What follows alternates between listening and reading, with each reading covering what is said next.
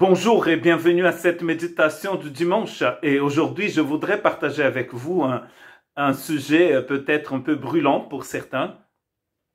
Ce matin, j'ai prêché sur Melchizedek et le chiffre de la bête dans Apocalypse 13.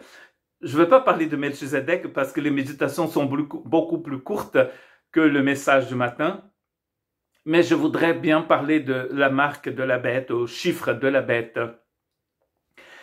Le texte qui parle de la bête dans la Bible apparaît dans Apocalypse chapitre 13. Et je ne sais pas vous, mais la plupart des gens que je connais, beaucoup de chrétiens que je connais, sont persuadés que ce texte du chapitre 13 parle de la fin des temps. Et pourtant, il n'y a rien dans ce texte qui indique que cette bête se manifestera qu'à la fin des temps. Le chapitre 12, qui parle de la femme et du dragon, nous raconte comment le dragon chasse une femme et cette femme va accoucher d'un enfant qui, en fait, ne peut être autre que le Messie. Et donc, si le chapitre 12 parle du dragon qui persécute une femme qui va mettre au monde un fils, nous savons très bien que ce fils est venu déjà au monde il y a 2000 ans. Donc, nous pouvons dire que ce chapitre 12 ne parle pas de la fin des temps. Il parle de quelque chose qui a déjà eu lieu. Et d'ailleurs, Apocalypse parle aussi de la chute du dragon. Et ce dragon est bien décrit comme étant Satan. Une chose étonnante, c'est qu'on parle beaucoup plus de 6 et 6 que de 7, 7, 7. Et d'ailleurs, pour combattre cette fausse idée de 6 et 6 à la fin des temps, je voudrais vous parler justement de 7, 7, 7. Où est-ce que nous trouvons ce 7, 7, 7 dans Apocalypse? Nous le trouvons dans Apocalypse 14. Il n'y a pas le chiffre 7, 7, mais vous avez compris que 7, c'est le chiffre du Christ ici dans Apocalypse. Il a 7 yeux, il a 7 cornes, donc il a toute la puissance, il voit tout, c'est un Christ qui se manifeste par 7. Il a aussi les 7 esprits de Dieu qui viennent d'ailleurs du livre d'Ésaïe. Et ici, dans Apocalypse 14, verset 1, c'est écrit « Je regardais et je vis l'agneau debout sur le mont Sion, et avec lui 144 000 personnes qui avaient son nom et le nom de son Père écrit sur leur front. » Donc le 666 du chapitre 13 est écrit sur le front, mais le chiffre de l'agneau aussi est écrit sur le front. Une chose très intéressante, je parle souvent en parabole et parce qu'on essaie de ne pas toucher, de parler des sujets qui sont politiquement pas corrects du tout, ou sinon corrects, mais qui peut gêner certaines personnes. Et l'autre jour, je racontais la parabole de la pomme empoisonnée et de la pomme bio, pas empoisonnée. Et certains vont dire, si vous mangez cette pomme qui n'est pas bio, vous allez recevoir le chiffre de la bête.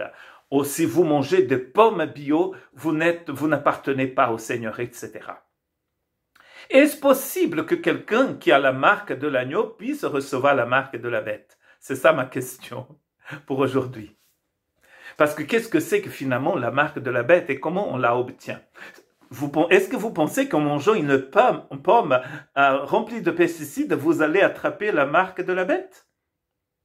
Il n'y a plus de condamnation pour ceux qui sont en Christ Jésus. Et dans Apocalypse, il est bien clair. Seulement ceux qui vont être devant le trône de l'agneau reçoivent la marque de l'agneau. Et tous ceux qui n'ont pas la marque de l'agneau, Apocalypse, ont forcément la marque de la bête.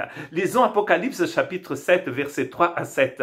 Ne faites pas de mal à la terre, ni à la mer, ni aux arbres, avant que nous n'ayons marqué d'une empreinte le front des serviteurs de notre Dieu. Voici 777. C'est la marque de l'agneau. Puis j'entendis le nombre de ceux qui avaient été marqués de cette empreinte. Ils étaient 144 000 de toutes les tribus d'Israël, de la tribu, etc. Il a la liste des tribus.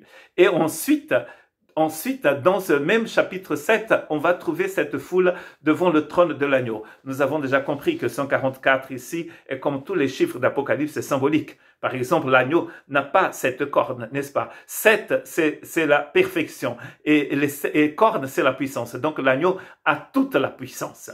Il est omnipotent.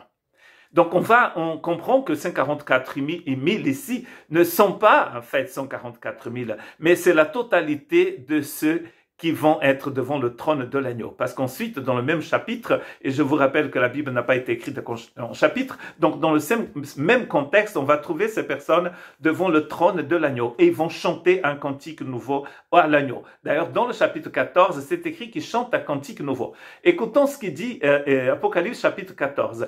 Verset 3, « Ils chantaient un cantique nouveau devant le trône, devant les 4 êtres vivants et les anciens.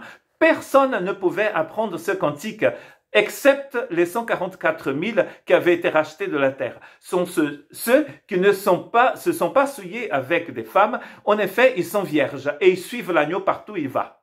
Ils ont été rachetés. Donc, ceux qui ont reçu le sceau, 777, ce sont ceux qui ont été rachetés par l'agneau.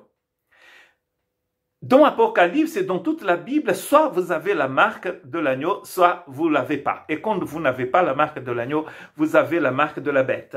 Dans Apocalypse aussi, nous allons trouver des églises qui sont très pauvres parce qu'ils n'acceptent pas justement cette marque de la bête. Et parce qu'ils ne peuvent pas avoir la marque de la bête, parce qu'ils ont la marque de l'agneau, ils ne peuvent pas acheter. Ils ne peuvent pas vivre une vie normale et donc du coup on appelle ça la persécution. On ne peut ni vendre ni acheter. Vous allez voir que l'église d'Esmyrne, elle était très pauvre. Pourquoi? Parce qu'ils ont décidé de rester fidèles à l'agneau et ils avaient sur leur front, dans leur cœur, dans leur esprit, la marque de l'agneau. Du coup, ils n'ont pas la marque de la bête.